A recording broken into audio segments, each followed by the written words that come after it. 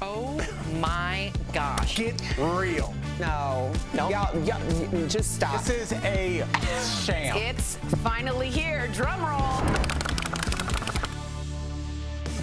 Welcome to DBL. We have a very special show for you today. Yes, we do. We're looking at some of our most memorable guests. So who could forget our time with legendary talk show host Jerry Springer? He paid a visit to our studio to talk about one of his most memorable guests on the Jerry Springer Show. Watch. Is there one episode that stands out to you as like the absolute like weirdest? Yeah, the 27th.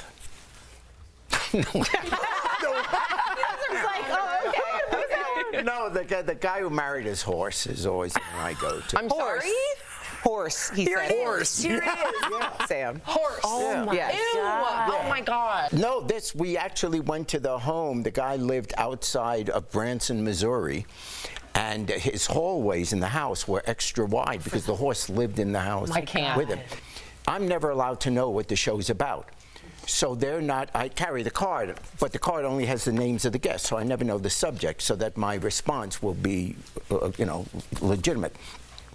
So all of a sudden, this guy's on the show. His name's Bob, let's say. I forget what it was. But Bob, what's going on? I'm having trouble with my neighbors. Why?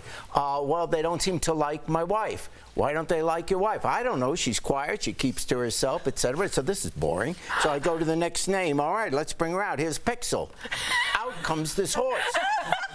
But here's the thing. When Pixel came out, I thought what any normal person would think is that his poor wife fell off the horse backstage. Oh my gosh. So I said, stop. We'll redo this. Is she okay? And then the executive producer is screaming, no, that's his wife. Oh my God. Is that this guy standing over here? Yeah, that's executive producer.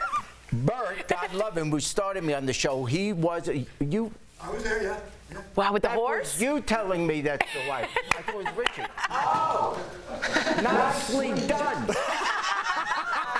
awesome. Wow, we love you. Look at this full circle moment. I know. Yeah. It seems like an unstable relationship with the horse. Stable. Okay.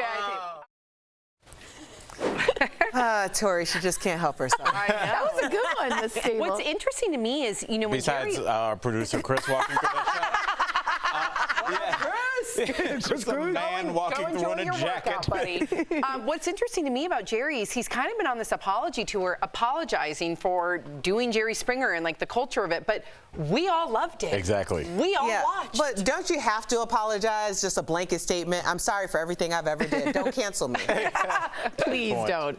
We had another person that totally won us all over, Mark Summers from the game show Double Dare. She's no stranger to our show. Recently, he came on to talk about being neighbors with Prince Harry and Meghan Markle and didn't mind spilling a little tea in the process. Take a look.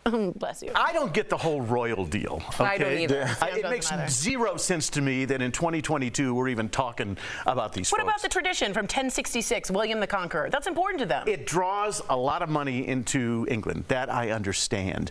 But Meghan and the prince live, not too far down the road. And, some people love Meghan. Some people don't like Meghan. The question is he going to wake up one day, Harry, and go, did I screw up my entire life? Or, this is the life I want to lead? The people I know who have run into him say lovely things about them. They go out to dinner. He rides his bike and takes his kid down to a beach, and the dog's there, and I hear wonderful things. The rumor in town is that their security bill a month, I heard, is insane. Oh. I can imagine. I heard $19,000 a month, but it may be more than that. Oh, he's giving us the tea, you guys. That's what I've heard. And now they want to move to another area because where they are, the home originally cost $50 million. They got it for $14 million. But it's a $50 million house, and they have to maintain a boatload of, bushes and trees and grass and stuff like that. They want to move to an area called Hope Ranch, which doesn't have as much of that going on. But the people in the Hope Ranch area don't want them there for all the obvious reasons with the tourists and all that other kind of stuff. You can't even get to their house. There's a massive gate and all this other kind of stuff. But, let them live their lives. I really don't. People say, have you run into them? No. No, I wouldn't bother them anyway. What would I say? Hey, Princey baby, how's it going today? I would want him to double dare you to say that. Hey, Princey. Although there's quite a lot of talk in your neighborhood. Yeah, it seems like it. You had some very Like specific most- details. like I most love that about neighborhoods, neighborhoods. Yeah. Mark, you're in on the gossip in the neighborhood, huh? A housewife. Well, and I get this thing on my phone every morning about what's going on. There's a newsletter. There's a newsletter, there is. Oh, I saw the prince walking his dog. There's neighborhood gossip it. for sure. Man, Mark was like TMZ. Yeah, no problem. None. First of all, Double Dare, I mean, you look back at nostalgia, and nostalgia's so popular today, to like think back when we all used to be little kids watching Double Dare, and then here he was on our show. For me, it was like crazy surreal. My best friend growing up wrote me and said, I cannot believe you're sitting next to the guy we watch for hours eating SpaghettiOs all the time. By the way, shout out to SpaghettiOs. Delicious. Good point. Okay, there is never a dull moment when our friend Mary Lou Henner pays us a visit, and she didn't waste any time roasting Jeff during a discussion about intimacy and aging. Take a look. You can teach people. I mean, trust me.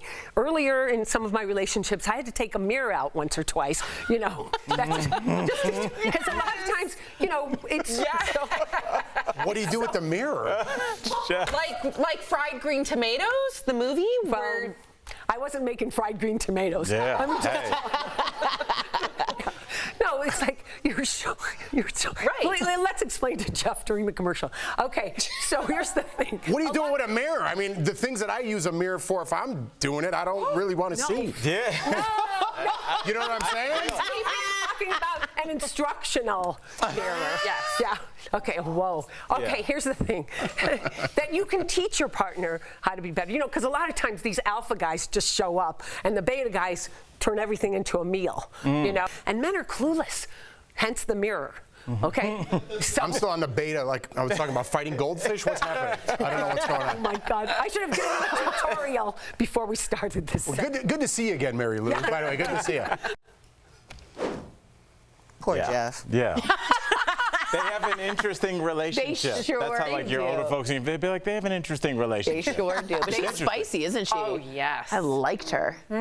Coming up on DBL, they're not your average baseball team. We talk with the owner of the Savannah Bananas to find out why people travel from all over to see them play, and a man who made it his mission to help close the wealth gap by putting college dreams in reach for thousands of kids. His inspiring story when we return. All right. Okay. I have Okay. to go to the wall, Okay. but I do need to say, you guys know I fiercely defend Thanksgiving. It's my favorite holiday just because I feel like it's the only holiday where people really break their neck to get home. That's a fair point. I'm going on It's Thanksgiving the only to get home. one where people would be Yeah. like, almost no matter what you'll pay. Because Christmas, you're like, I saw you Thanksgiving. Christmas is like, when you get older, I think it's easier to do it on Zoom, and it's more for kids. And then, you know, Christmas dinner is just like, let's be honest, second tier Thanksgiving. You know, Christmas dinner is not matched. It's copied off Thanksgiving. It's worse Thanksgiving dinner. So Thanksgiving's the only one where like you were going to sit down for sure over a meal with people that would never, not never, but like even if they're infirmed or it's like difficult to get there, bad weather, which is a lot. That's the thing. I just like that it's people that come together. Christmas is more like the season, I feel. I love Thanksgiving. I do too, but I'm flying on Thanksgiving. That's a good day to fly. Yeah, Right, which is good. Yeah. But do I have the Thanksgiving the next day with my family, or I just say go ahead and eat? No, you just have it when you get home. Like the next. You don't have It's one like the 8 next o'clock day at because the night. next day is going to be weird. I know. I took Thanksgiving from my parents, and You that was usurped a Thanksgiving. decision that I made, and I don't care. Because one year, we traveled home, and now getting home is harder. It's not a direct flight, right? Get all the way there, and my dad had some of his friends come over, and they literally sat at my family's Thanksgiving table after they left their family's house, and we sat on the floor and ate Thanksgiving dinner. And that was the last time that my parents ever hosted Thanksgiving. Now I make everybody come to Denver, and it is fabulous, and there is a seat for everybody.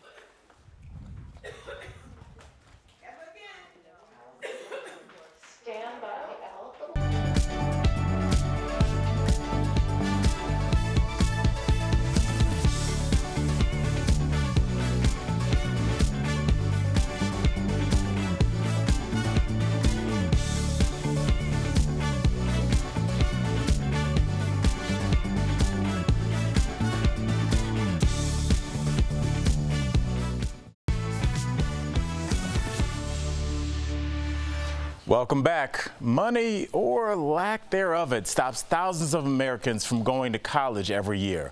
But self-made millionaire Pete Cadence is hoping to change that. Earlier, we spoke with him about his remarkable program. Take a look. My parents weren't wealthy, but they were extremely well educated. After graduating from college, Pete starts 5 different companies over a 20-year period. Using a baseball analogy, some were singles, some were doubles, and one was a grand slam. He builds one of the largest cannabis companies in the world. We took the company public, and then I was able to retire at the age of 40. But retirement is a mindset, not a way of life. Look, I'm a guy who made a fortune in an industry that was built by black and brown people. And the only difference between me and them is I did it under a state legal construct and made a fortune. With that in mind, Pete starts a nonprofit. My philosophy on philanthropy is pay it backward. Who were the people who suffered? Who were the communities who suffered so I could succeed? He starts in his hometown, founding Hope Toledo. The delta between successful and the less successful was education and educational access. Pete's program helps high school students find their passion before sending them off to college for free. We pay for everything. That's tuition, room and board, books and fees, and give them a $1,000 semester stipend. But Pete isn't done. He sets his sights higher and starts Hope Chicago. You will go to college for free! But the surprise isn't over. Pete left one important part out. Parents, guess what? You're going back to school too.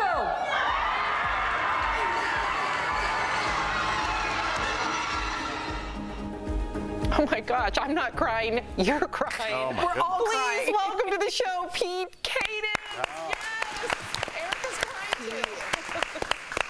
First of all, Pete, I just have to tell you, as a Chicagoan myself, my mother is an educator of over 30 years. Her focus has been on lower quartile, as they call it, students. This is so amazing. I really didn't expect to get emotional because I knew you were coming on, but you know, you surprised 5 Chicago schools with scholarships. How did you pull off these surprises, and how did you get the families to get there? Well, that's always the secret sauce, working through the principals and administration. We told them, if you blow our surprise, these students may not benefit. We rolled all the people in and all the news cameras in behind the scenes, and we got it done. It was super exciting. Oh my God. I started bawling when that older woman realizes, and she starts to cry. Now look at me. Ridiculous. But I just wanted to ask you about the energy in the room, because we all felt it right when you said it, and she said, you're going back too.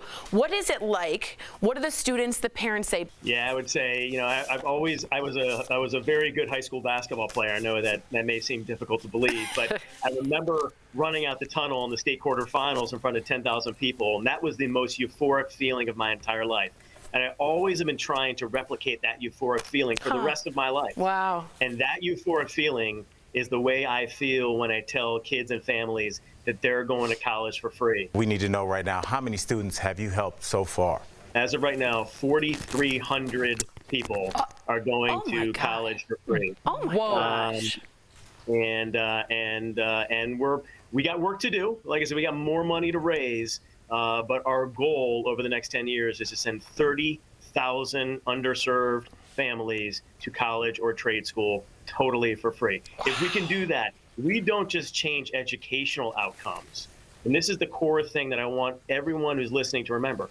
We will change societal outcomes. The intractable issues in the south and west sides of Toledo and Chicago, which are gun violence, commerce and food deserts, the longevity gap between the south side and the north side of Chicago. We will close all those gaps. Can you run for president? You know what? It's funny. A lot of people say that. I will likely run for an office someday. Yeah, you should. But this isn't why I'm doing this. Right. Okay, so your program not only sends students to college for free, but it also sends a parent or a guardian. Why is it important to include mom and dad in the mix? I actually taught in the high school that was profiled in 60 Minutes. Johnson College Prep in Englewood. That was part of my journey. When I retired, I was like, look, if I want to solve complex issues, I have to get proximate to those issues. Nothing worse than a white messiah who goes into an underserved black or brown community and telling them what the answers are, right? And so what I did is I went into these communities and I figured out that a lot of what we were doing is we were sending one generation anomalies off to college. Right. And guess what? They were never coming back to those communities and reinvesting in those communities. So what I gleaned from that is because poverty is multi-generational, so too does our college scholarship program. Well said. You walk the walk. He's got my vote. I know. DBL Nation, if you want to learn more about Hope Chicago, or if you want to donate to this remarkable program, visit hopechicago.org. Pete, thank you is not enough. We'll be right back. Thank you. Wow. Thank you.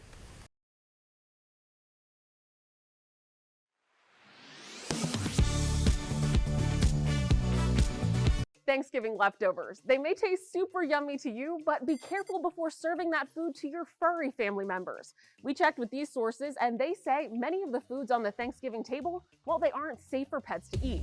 First up, the main event. While turkey is often used in commercial dog food and can be healthy for dogs when cooked plain, Thanksgiving turkeys are packed with flavor, or at least they should be. And the fats, oils, spices, and seasonings used to flavor it, as well as the skin, well, they can be dangerous to pets. That's because too much fat puts pets at risk of pancreatitis, which, according to the Pet Poison Helpline, is an inflammation of the pancreas that can result in vomiting, diarrhea, loss of appetite, and abdominal pain for your pet. So, it's a no for turkey. Next up, the holiday ham. According to the American Kennel Club, ham contains a higher fat content than most other types of meat. It's often high in salt and sugar, according to Purina. Both of those are reasons why ham is bad for pets. So how about stuffing or dressing? Onions, garlic, and chives, well, they're all common ingredients in stuffing, and they're poisonous to both dogs and cats, according to the Pet Poison Helpline. So it's a no for all of these items too. But there are some plain foods often used in Thanksgiving dishes that are safe for pets. Apples, green beans, sweet potatoes, zucchini, winter squash, carrots, and popcorn are all on the Pet Poison Helpline's list of pet-safe foods. It's important to stress, though, that these foods must be free of oil, butter, fats, sugar, spices, seasonings, and salt. According to the American Veterinary Medical Association, the safest way to treat your pet during the holiday season, well, it's to share some treats or a holiday-themed toy. With your Verify, I'm Ariana.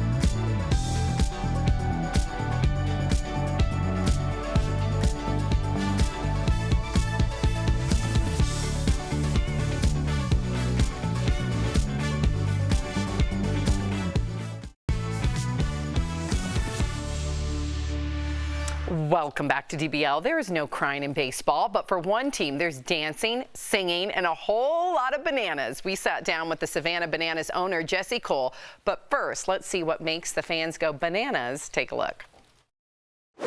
You better have some energy ready to go because we're going to need to bring it. We do a full march, full dance. We have confetti go off. We're singing, we're dancing. We open the gates and people run to their seats. ESPN has called us the greatest show in sports. We started with traditional baseball with all the dancing and the senior citizen dancing, the Banananas. But then after watching our fans, even the fact that we sold out every single game and people started leaving games early. So we said, could we develop a faster game? So we developed Banana Ball. It's a 2-hour time game. If you win the inning, you get a point. Batters can't step out of the batter's box. There's no walks, there's no bunting, and if fans catch a foul ball, it's an out. What most businesses do, they look at how do they drive sales, revenue, and profit. We're focused on what we can do to drive fans. Whatever's normal, do the exact opposite. That's been a mindset that has driven our company and driven who we are and what we stand for. Every night I'm wearing this, and it gives permission to our staff to have fun. If the owner's running around in a yellow tuxedo, why can't we all have a little bit more fun? We know we're not just baseball players, but we're entertainers. Whenever you do something that gives you energy and brings joy and brings fun and happiness, you want to do more of it. But I also have this huge responsibility to bring this to more people. I'm interested in becoming a billion fan brand. Yes! Oh my God, please welcome to the show Savannah Bananas owner Jesse Cole. Yeah, Jesse! Yes. Jesse, I mean, what you put together over there, I love it. We know you're all about fans first. What would you say is the biggest ode to the banana fans? I like saying that. Well, the name of our company is Fans First Entertainment. So everything we do is fans first. There's no ticket fees. There's no convenient fees. Whoa. Every ticket's all inclusive in Savannah. Literally, we have no shipping fees, and even at our ballpark, we give the whole stadium back to the fans with no ads at the entire ballpark. We eliminated every ad from our stadium, and we honor all our fans. We even have a banana baby before the game, where we put a baby in a banana costume, and we lift them up the air and sing "Na Spaña Nahi" to celebrate our new fans. And so everything's about the fans. Oh my gosh, that's amazing. Banana babies. I know. I got a million questions. It's true. What I love about this, though, Jesse, is like the hustle, because you bought the team with your wife. I'm sure there was a ton of sacrifices that were made in order to get it to start out. Oh, yeah. I mean, we sold 2 tickets in our first 3 months. By January of 2016, we overdrafted our account. We were completely out of money. My wife and I had to sell our dream house, and we were sleeping on an airbed with only $30 a week to grocery shop for everything. We were down to nothing, and that's where we were. And we said, we're going all in and trying to create the greatest show in sports and the most fun team in baseball. Wow, but they had the vision. Look at that. I know. The vision and the comeback story, because you've sold out every game since the first season. So what's the wait list to come to a game like this, and how far have you seen people travel for these games? Yeah, it's wild. We have the Banana Ball World Tour now. We're going to 33 cities. The wait list is coming up on 200,000, so it's a pre-sale list. I mean, every single city has a list over 10,000 to go to. It's wild. And yeah, I mean, every night we have fans coming from over 30 states, 5 to 10 countries. I mean, we had a family come up to me and said, we had so much fun at this game. I go, oh, where'd you come into town from? They said, we drove here from Utah. It was a 40-hour drive, and we're driving back tomorrow. In my mind, I'm like, what is wrong with you? But that's what's happening. That's amazing. I love how you say your slogan, whatever's normal, do the exact opposite. There's a line in Willy Wonka where he says, a little nonsense now and then is relished by the wisest men. So I wanted to know what's been the best side effect of this really non-traditional but fantastic approach. I mean, everything we do is wild. I mean, literally, we have a breakdancing coach, the senior citizen dance team, the Bananas, a twerking, a male cheerleading team, the Bananas. Our guys come up to bat with their bat on fire, a player on stilts. So everything that's not normal, we go all in on. I love that. Fun. I was on the fence on getting a banana hat because I didn't want to jump on the bandwagon. I'm ordering a banana hat right after this, Jesse. But what would you do? People call you the Jackie Moon of baseball. You get that reference? I've heard the Jackie Moon. Great reference. Mostly, I think that people say the P.T. Barnum of baseball. I've read every book on P.T. Barnum, Walt Disney. I mean, I'm dramatically trying to reimagine the game. I mean, that's why we now play a 2-hour time game where if fans catch a foul ball, it's an out. It's all about the fans. Who comes up with these ideas? Do you, or is it a team of people? We have a great team, but yeah, every single morning I write down 10 ideas. I've been doing it for 7 years, and I've had about 5,000 terrible ideas, but a few good ones. That's good. I love this guy. Unbelievable how just when you talk and show the footage. I mean, my daughter's here. She's been watching the whole show. This is the only time she's paid attention. Yeah. She's super into it. She's like, oh, it's infectious. I know. Yeah. I can't wait to go to a game. Thank you so much for joining us, Jesse, and for making baseball fun for fans everywhere. To our viewers, you can find the Savannah Bananas all over social media at the Sav Bananas. We'll be right back. You're awesome. That was awesome, Thank you, Jesse. Thank you, guys. Thanksgiving was a time to come together, give thanks, and eat way too much turkey. In fact, most people don't eat everything on the dinner table, with the National Resources Defense Council estimating 200 million pounds of turkey will end up in the trash. So it's no surprise a top trending question on Google is about leftovers. But let's verify. Are leftovers safe to eat all weekend?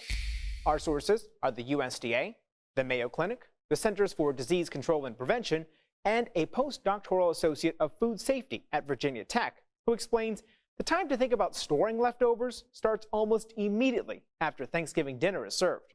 Right away would be ideal, but if possible, within 2 hours, you want to refrigerate those leftovers, especially making sure to break down any larger pieces of meat. Duong says it's okay to put food that's still hot in the refrigerator. If properly stored, the Mayo Clinic says leftovers will hold for 3 to 4 days. So it's true. Leftovers are safe to eat all weekend if properly stored. Anything longer, and the USDA warns dangerous levels of bacteria start to grow. The CDC says cases of food poisoning caused by Clostridium, which grows in cooked foods, peak around the holidays. Many outbreaks are tied back to turkey, roast beef, and other leftovers. So if you don't think you can eat the leftovers by Monday, consider portioning it out and freezing some right away. A freezer is sort of like a win-win situation where you sort of are able to keep food at that peak freshness for a lot longer compared to a refrigerator.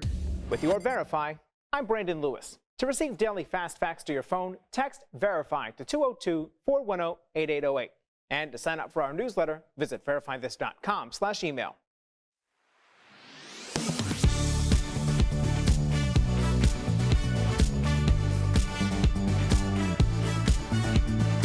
Do you remember sitting around the dining room table, picking at your baked potato, and your parents telling you that you had to eat the skin because that's where the vitamins are?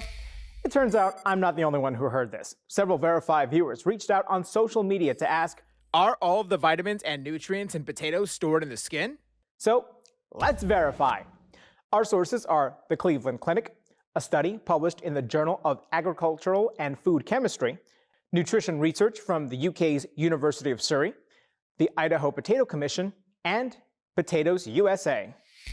Potatoes are loaded with vitamins and actually healthy before you add all the butter, cream, and other ingredients. The Cleveland Clinic says potatoes have more potassium than bananas and almost as much vitamin C as an orange. But to get the full effect, our sources say you'll need to eat both the flesh and the skin. This is because the vitamins are spread out.